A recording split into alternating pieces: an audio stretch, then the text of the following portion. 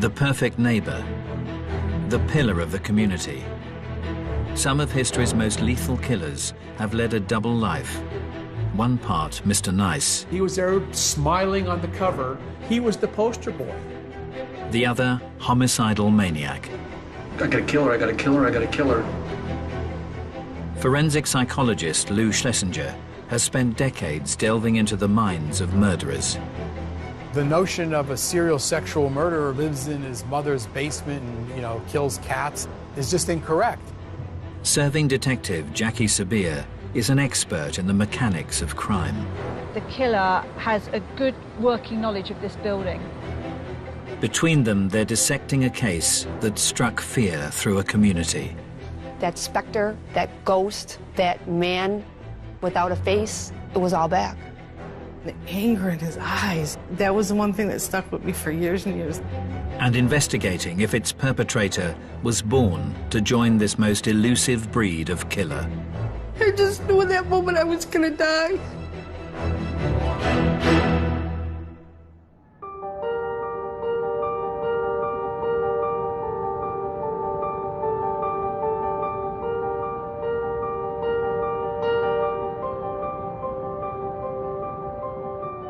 With over 20 years' experience in homicide, Detective Jackie Sabir has headed up some of Britain's most high-profile murder cases.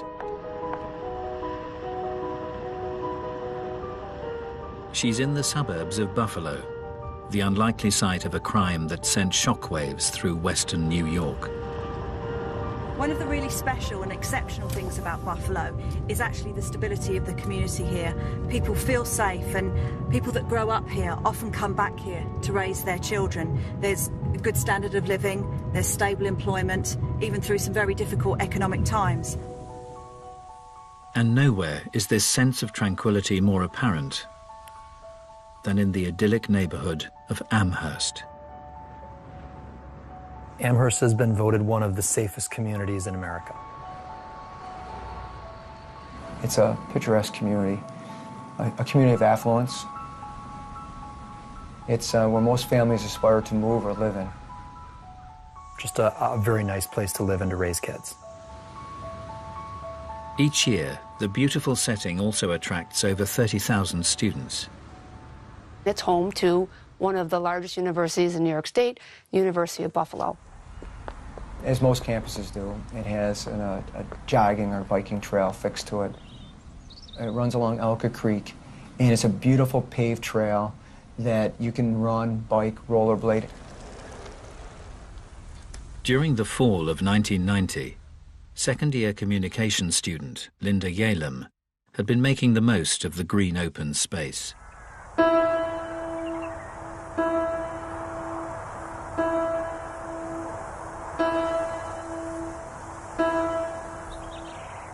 Linda Yalem originally came from California. She was a marathon runner. She was training for the New York City Marathon. She's near the end of her training. She's only 5 weeks away. On the 29th of September, the 22-year-old stuck to her fitness regime. Linda Yalem left her dorm room that morning about 9:30 or so. It was a nice sunny day. She had a Walkman. She popped in a cassette, and she went out to do what she did all the time, run. Her roommates were expecting her back in a fair amount of time, and she just never came back.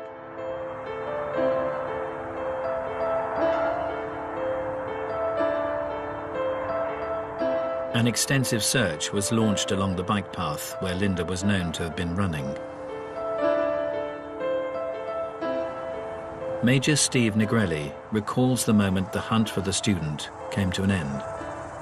They stretched this whole 5-mile path, searching the path, the woods, and where we're standing now, Linda's body was recovered.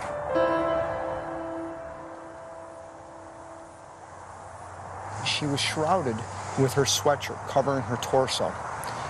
Underneath the sweatshirt, her brassiere and t-shirt was lifted up, exposing her breast.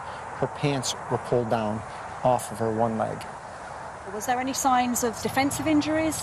She had numerous injuries upon her face, in her body, abrasions and bruises that indicated that she did try to fight her assailant. Despite her efforts, Linda's assailant cruelly controlled her. The assailant put duct tape over both her nose and her mouth. She was unable to gasp any air. In fact, she was sucking so hard that the duct tape was actually indented into her mouth. As the perpetrator raped his victim, he inflicted further torment through the use of a handled garrote. Why would someone use a garrote in that sort of case? What do you think he was doing with Linda? The garrote, by its very nature, where you can render someone unconscious just with a couple of twists, is a control mechanism. And what he did is he did a double loop. So if I could demonstrate, he just went over and back. And just by one hand, because now he had both broomsticks in his hand, he's able to tighten the garrote and bring his victims in and out of consciousness. They left signature garrote marks, ligature marks across her neck. You're very close to your victim. You're going to be looking in their eyes, aren't you? You're going to be able to see what you're doing to them, aren't you? That's correct. Forensic psychologist Lou Schlesinger has analysed the minds of some of history's most twisted serial killers. For him, the torturous technique carried out on Linda Yalem raises huge concerns. When you use a ligature or manual strangulation to kill someone, that tells me it's personal, because it's an inefficient way to kill somebody. It takes a long time. They could fight their way out of it. So when you kill with strangulation, that is almost always a sexual element involved, because you're seeing the victim suffer. And strangulation has been the sordid choice for a class of killer who only get their kicks out of this sadistic MO. During the 1980s, Virginia's South Side strangler, Timothy Spencer, created tourniquets from belongings found in his victims' homes. He had 2 socks wrapped around her neck and a 16-inch vacuum cleaner extension twisted in the ligature. Tampa Bay murderer Bobby Joe Long would bring his own ligature to the scene of the crime. Just left the ligature right on the victim. Why did he do it? Because for some reason that was arousing to him to see the victim lying there with the ligature just hanging off her. Right in here's where I killed her. This class of killer is perhaps topped by America's most prolific serial murderer. You think you put like five of them in there? Gary Ridgway was the archetypal guy next door, but in his hidden life, he strangled dozens of prostitutes. When I got through having a climax with her, I jumped on her. How much are you pulling on her neck?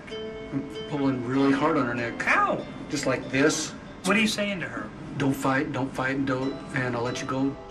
No, Ridgway was never going to let him go. He got him in the strangulation hold, and he basically said to them, if you relax and just let me go through my little sexual thing, I'm going to let you go. And when she relaxed, he then strangled her and killed her. I'm feeling, I gotta kill her, I gotta kill her, I gotta kill her.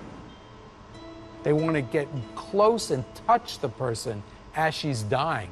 This is what's stimulating for all of these individuals, like Gary Ridgway and Long, and so many of them who kill with that method.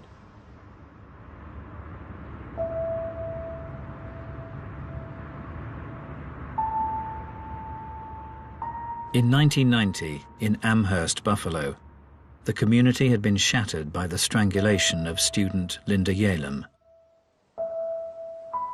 She was jogging in the middle of the day.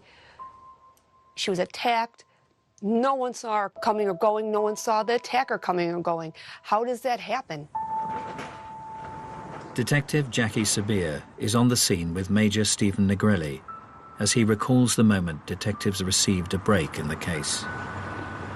A woman called and said she saw a man behind a woman pulling her from behind, pulling across this exact bridge.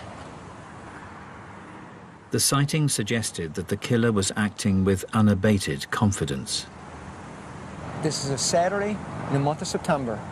This path is teeming with people. He was brazen enough during daylight hours to grab a victim, drag her over the bridge, and rape her and leave her right here.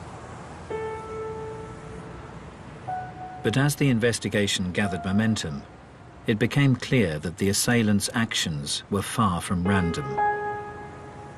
So the detectives had witnesses that suggested that he'd been staking out the place days before. That's correct.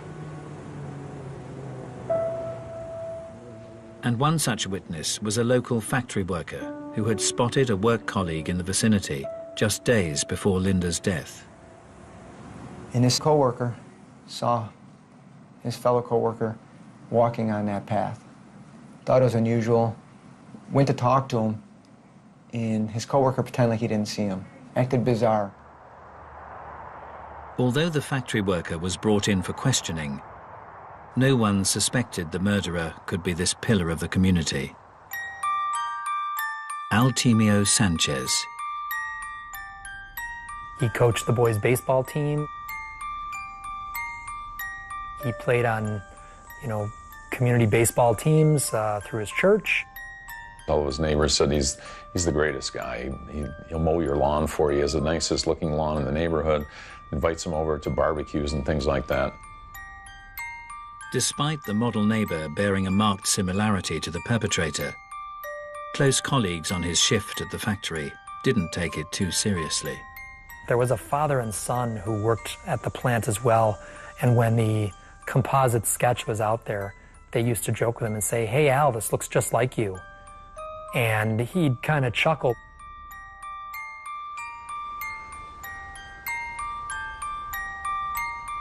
The residents of Buffalo couldn't imagine that the perfect husband and all-round good guy was concealing a double life.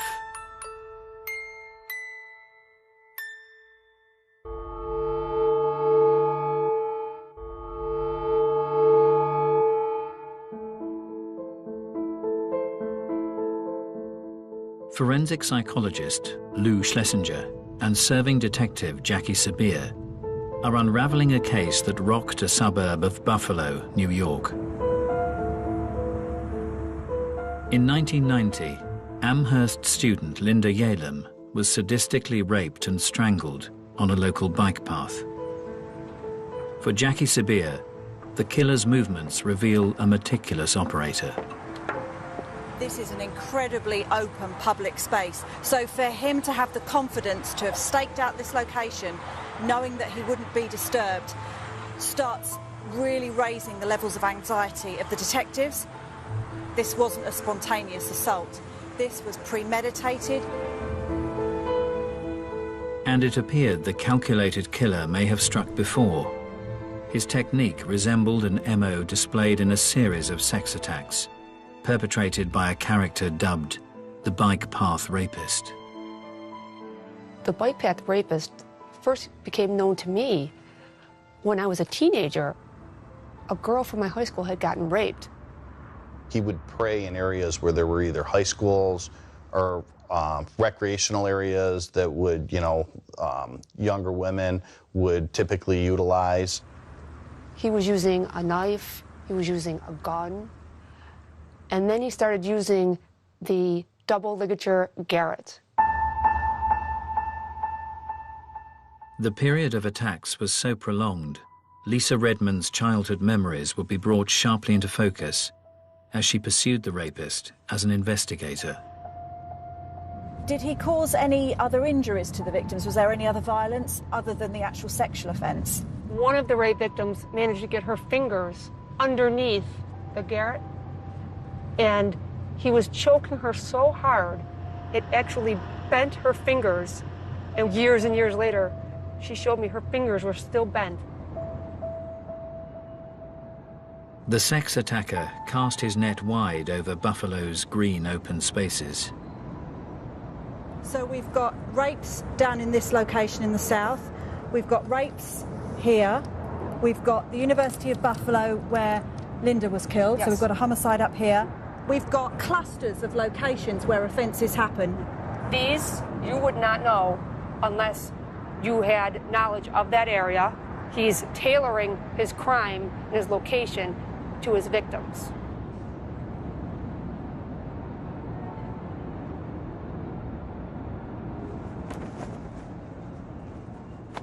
In 1986, 17-year-old Hamburg schoolgirl Susie Coggins would experience the terrible wrath of the rapist firsthand. I was walking to a 9 o'clock class. That day I was running late, so I had to cut through all the bike paths to get to school so I wouldn't be late. I heard someone running through the woods. I turned over my shoulder to look, and I saw this guy. I saw the rope in his hand, and I thought, he must be running his dog or something. But the perpetrator wrapped the rope round Susie's neck, lifting her off the ground. When I went up in the air, I couldn't breathe. Everything stopped in that time, in that moment. And then he started dragging me back into the woods. And the anger in his eyes, I'll never, that was the one thing that stuck with me for years and years, those eyes, the way he looked. Once in a secluded spot, the rapist broke his silence.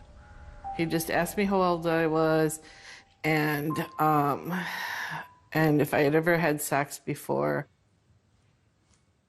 I just kept thinking about my family. I'm sorry, I just kept thinking, I'll never see my family again. I'll never see my friends again. I just knew in that moment I was going to die. Susie was then subjected to a prolonged rape. When he was finished, and I'm like, well, what happens next? And he says, nothing. I felt like there was some guilt in his voice. And yeah, his energy changed completely from the beginning of it till the end of it.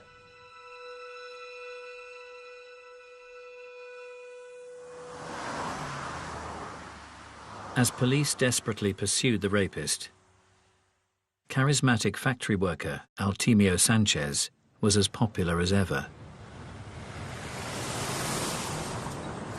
He was a jock. So people at work loved having him on their softball team, running with him, golfing him. He was an outstanding golfer. He was a guy that guys wanted to hang out with. Despite his jovial demeanor, Altemio Sanchez's start to life had been far from happy. As a child, he struggled academically, but Sanchez would insist his biggest challenge was out of school, living with his alcoholic mother. She would frequently remind Al, you know, you weren't wanted. She openly told him during his life, you know, when she was pregnant with him, that she actually bought kind of a concoction of drugs that would induce an abortion and use those drugs during her pregnancy. The unwanted child had been born into a turbulent home in 1958 in Puerto Rico. He was one of 4 children.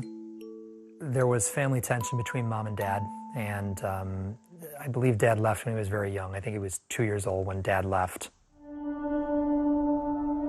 His mother discovered very early on that his father was having an affair and moved the family to New York City.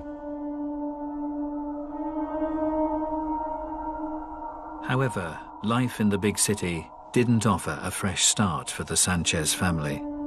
He had spent a lot of time with his mother living with different men. He one time lived in the back of a car. She allowed various men into her life. He alleges that those men abused him physically and emotionally during that time period. Sanchez stated he also repeatedly saw his alcoholic mother being abused by her violent partner.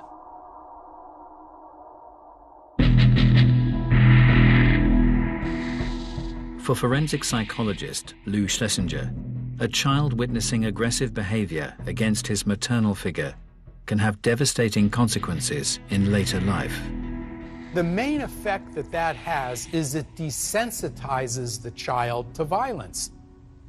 He sees an aggressive boyfriend, an aggressive father figure who treats women like this, and he identifies with the aggressive person rather than identifying with the victim. Many of history's most despicable killers have developed a dysfunctional view of their mothers in their formative years. As a child, the Yorkshire Ripper, Peter Sutcliffe, regularly saw his father humiliating his mother, Kathleen. One time, John Sutcliffe spotted Kathleen talking to two men in a pub. That's all, talking. And he slapped her straight across the face. So here we have his father saying, you know, this is what you do to be a man. And, you know, Peter is very much saw women as either Madonnas or whores. You're basically using your parents as a role model. And if that's what your role model is doing, it stands to reason you're going to do very similar sorts of things.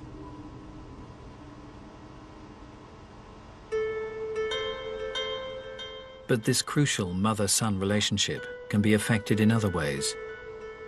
Serial murderer Gary Ridgway's maladjusted view was at the other end of the spectrum. He talked about having some sexual feelings towards her. He described in some detail watching her when she was in a bathing suit and looking at her and thinking that she dressed pretty provocatively. During one bath, her robe fell open and she was naked underneath, and he felt aroused. Gary Ridgway is an individual whose mother was very sexually provocative in an overt sense. There's nothing more devastating psychologically for a boy to see that type of behavior in his mother. It usually doesn't end well at all.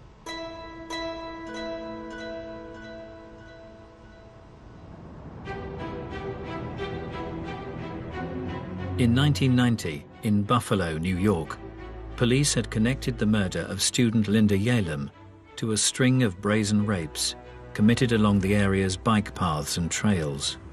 What made this so bizarre is these were broad daylight attacks. But then, for the next 2 years, the brutal crimes ceased. Poof. He vanishes off the radar.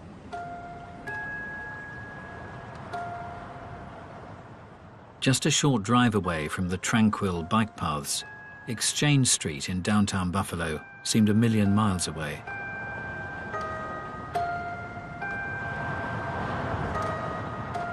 The red light district was worked by prostitute Majane Mazer. Majane Mazer was turning tricks. Sometimes she would stand on corners. A lot of times she would give her number to people and they would call her. But on an October night, the vulnerable 32-year-old was picked up by the wrong man. A John called her. She went out to the curb, got in his car, took off. She was never seen again. Okay, so this is the actual building. Right up to the fence line is where Majane Mazer's body was found. Bless her. Detective Jackie Sabir is joining Lisa Redmond as she revisits an industrial wasteland that in 1992 was the site of a horrific murder. A man actually picking wildflowers found her in the brush. It was not clear like it is now. It was overgrown, and her body, not only was it camouflaged by the foliage, he actually put a piece of corrugated plastic over the top of her.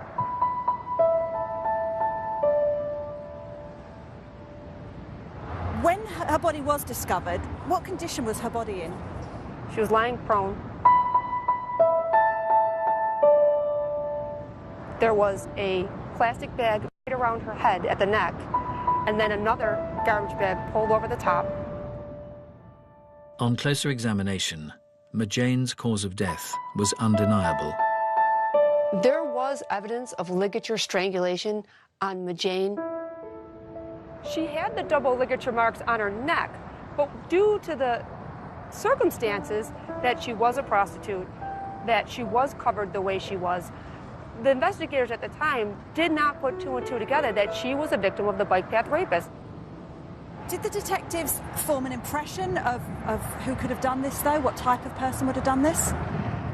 They thought that it would be someone that she knew or was familiar with because of the way the person had painstakingly taken the time to try to hide the body. As police chased up leads, they were unaware that one of Jane Mazur's regular clients was a local family man leading a double life, Altemio Sanchez.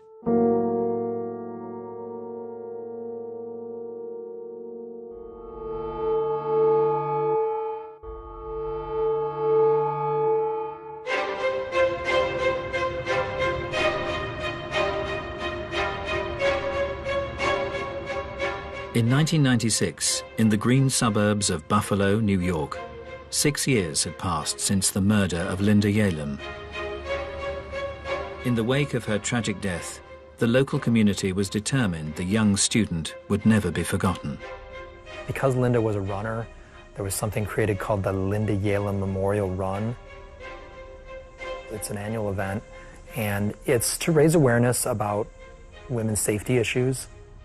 Before the race would start, there would be a moment of silence, and then a bagpipe would lead the runners down to the starting line. Amongst those taking part in September '96 was competitor 635, local man Altemio Sanchez.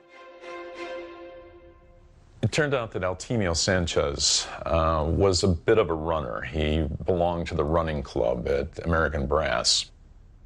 It was seemingly a typical act for one of the community's all-round good guys.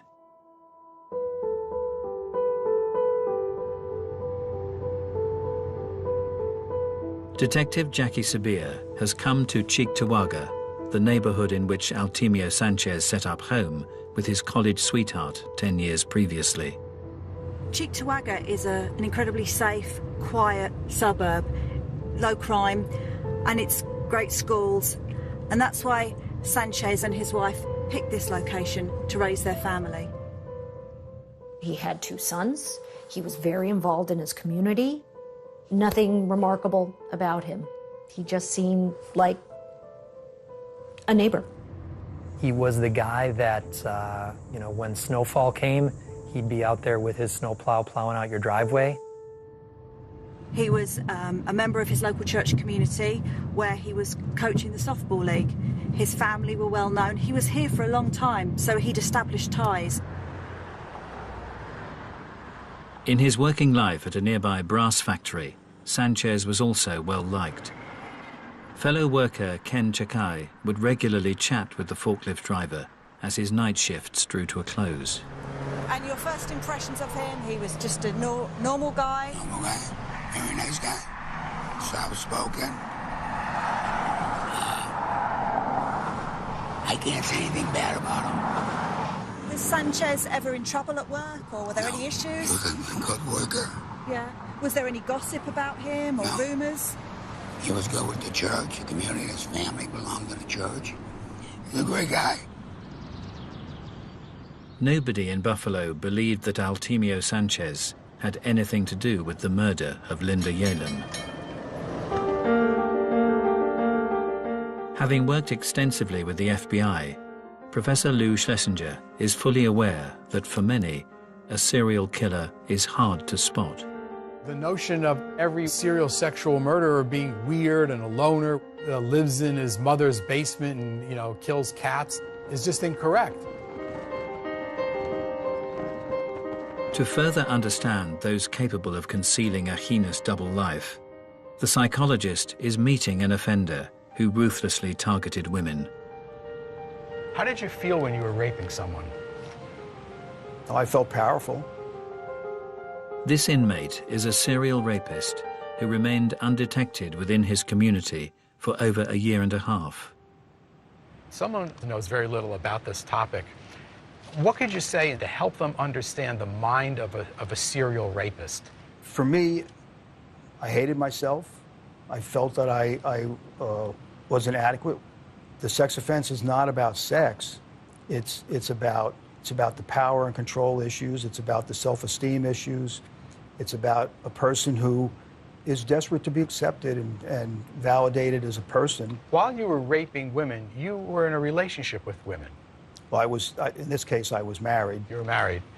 Did you feel you led a double life in a sense that nobody even knew you were capable of something like this? Oh, absolutely. Tell us about it. I had regular work. I worked hard.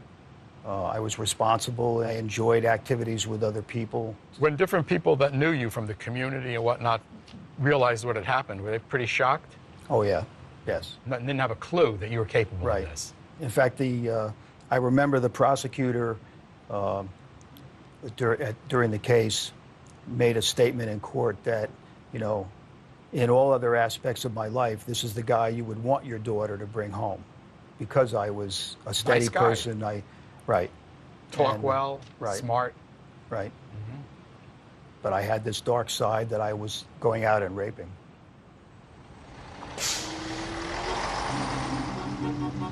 In his work as a profiler, Professor Lou Schlesinger has also experienced this chameleon-like ability in a class of killer that remained invisible to all around them. There's a large group of serial sexual murderers who have families and are married and work and have friends and acquaintances.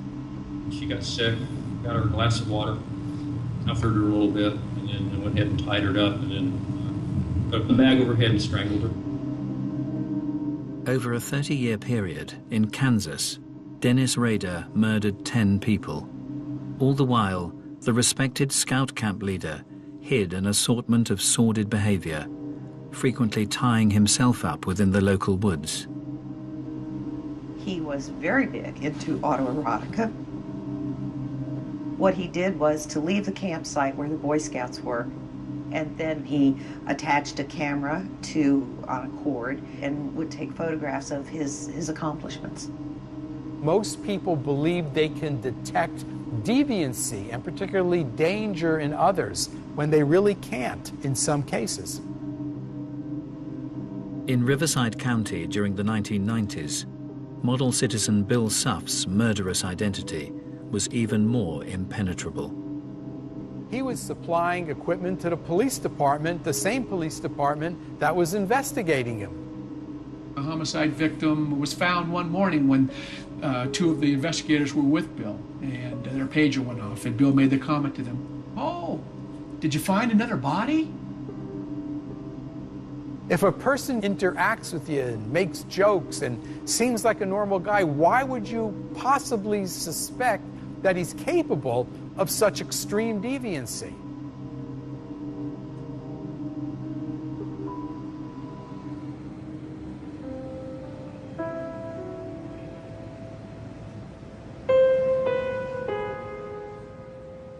In 2006, in Buffalo, New York, over a decade had passed since the bike path rapist had last struck. As time went on and there were no more attacks, I really believe that the community became less guarded. They believed that maybe he left the area, was in prison, or possibly dead. Collectively, the community still had it in the back of our minds. That's where we pushed it, because everyone wanted to believe deep down that we were safe. On the 16th anniversary of Linda Yalem's murder, respected neighbor and loving husband Altemio Sanchez had been out with his wife at an office reunion. He was photographed at a downtown bar at a party with a drink in his hand, with his wife, with his arm around his wife. But amidst the celebrations, no one could have guessed how Altemio Sanchez had spent the day.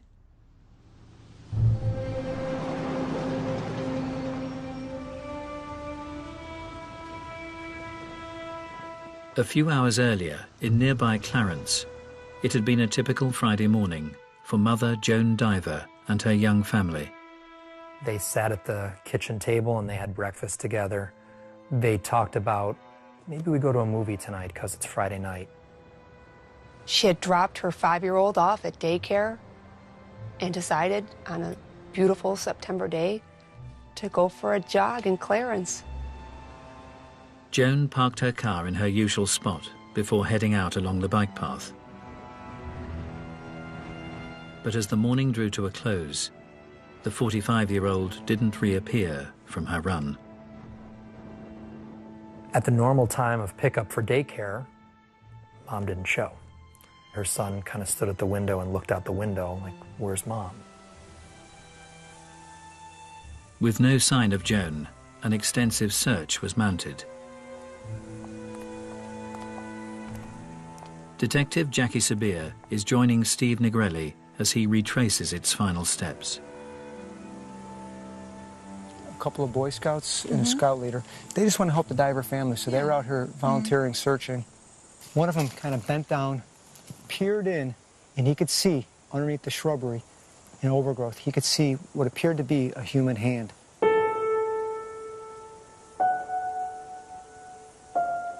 It was in fact Joan Diver. What did she actually look like when she was here? And she was laying on her back. Her pants were down. Her shirt had been lifted up, exposing her breast. You could see that she had been in a struggle. You could see that there was some marks on her body. Although not witnessed for over a decade, the method of murder had a chilling familiarity. Those distinctive double ligature marks on her neck. So even after the 12 years had passed, it's almost like a textbook copy of what happened before. All the MO was lining up. The time of day, a secluded bike path, a white female jogger, the ligature. Everything's going down that path. It's the bike path, it's bike path, it's bike path.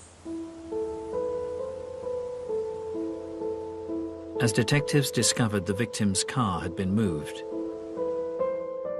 lab tests cast out any doubt that the perpetrator had returned. What came back was one droplet of sweat on the steering column where you put the key in. They were able to obtain DNA sample from that exact key tumbler. That DNA that was discovered was in fact the DNA of the bike path rapist. That specter, that ghost, that man without a face, it was all back. But as his reign of terror entered a third decade, the identity of Buffalo's elusive serial killer was about to be unveiled.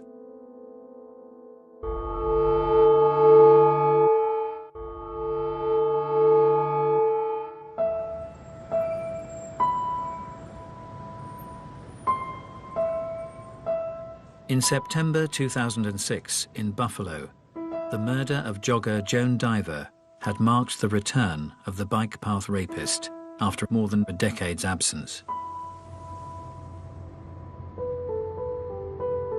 As a serving detective, Jackie Sabir is in no doubt as to the impact of this tragic development.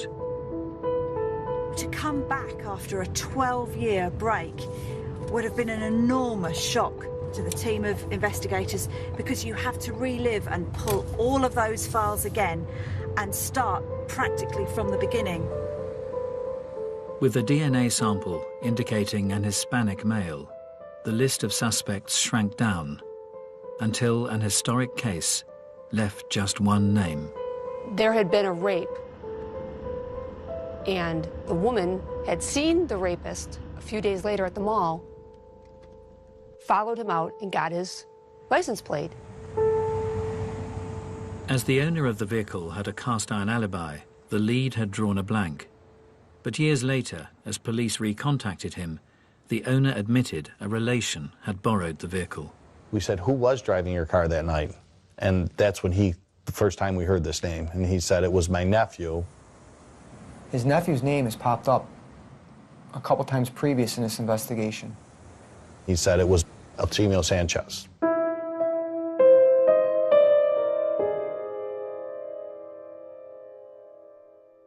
It was like getting hit in the face with a baseball bat, because after all of these years, we finally had a name to this faceless monster that had been terrorizing the women of this community. With a direct DNA match, the church-going softball coach was questioned by Detective Lisa Redmond.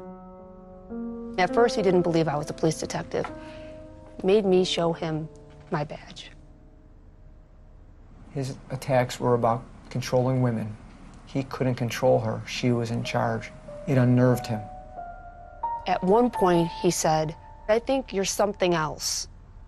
And I noted that he said something, not someone. He referred to me as something. As news of the arrest spread, local residents struggled to comprehend the identity of the unmasked killer. Neighbors going on TV saying that we had the wrong guy, that we were wrong. Altemio Sanchez's wife, I really don't think that she had any idea what was going on. In the morning, he commits a murder. At night, he's with a work party with her. And while she's pregnant with one of their children, he's out raping, or he's patronizing prostitutes. I don't think she saw any of this madness, that dark side of him at all. The factory night shift workers' colleagues were left equally mystified. When the news came that the bike path rapist was arrested, the one gentleman I interviewed said, "That's great, he's off the streets, finally." And then they said, "You know, it's Al Sanchez." And he swore and said, "Why are you picking on Al? It couldn't be Al." But those who had experienced the dark side of Altemio Sanchez were in no doubt that police had got the right man. I remember running as fast as I could to the TV, and I'm like, oh my God, that's him. And I saw those eyes, and I just remember falling to my knees. I just started crying. It was finally over. It was finally over. Basically, what we had was a monster living amongst us that we never realized was there. In court, Altemio Sanchez would be sentenced for the murders of Linda Yalem, Majane Mazer, and Joan Diver. He's looking like he's a broken man. You know, his head's bowed, you know, his hands are clasped in front of him. Such a slap in the face to see him play that role, because he absolutely was not sorry for any of his victims. He was sorry he was caught. Whilst Altemio Sanchez presented himself as remorseful, other killers who deceived all around them have played out their final acts of freedom in different ways. Gary Ridgway quietly faced his victims. How do you plead to the charge of aggravated murder in the first degree, as charged in count 5? Guilty. Dennis Rader reveled in detailing his heinous crimes. I got on top of her and then strangled her with a belt at that time. But to fully appreciate these cold-blooded killers, Professor Lou Schlesinger believes you have to look to the past. If you want to understand an offender, don't go by how he appears in court. Take a look at what he did. What he did tells you what the offender is really like. And Altemio Sanchez's brutal history undoubtedly bears the hallmarks of this most dangerous class of killer. The guy next door who was simply invisible. Sanchez shares a characteristic of many serial sexual murderers. These offenders are in a class of their own, inasmuch as those who see them in their environment, and they don't see somebody who's mentally ill, who's psychotic, yet they all have a dark side, and they're extremely dangerous and extremely violent, although the average person doesn't see it.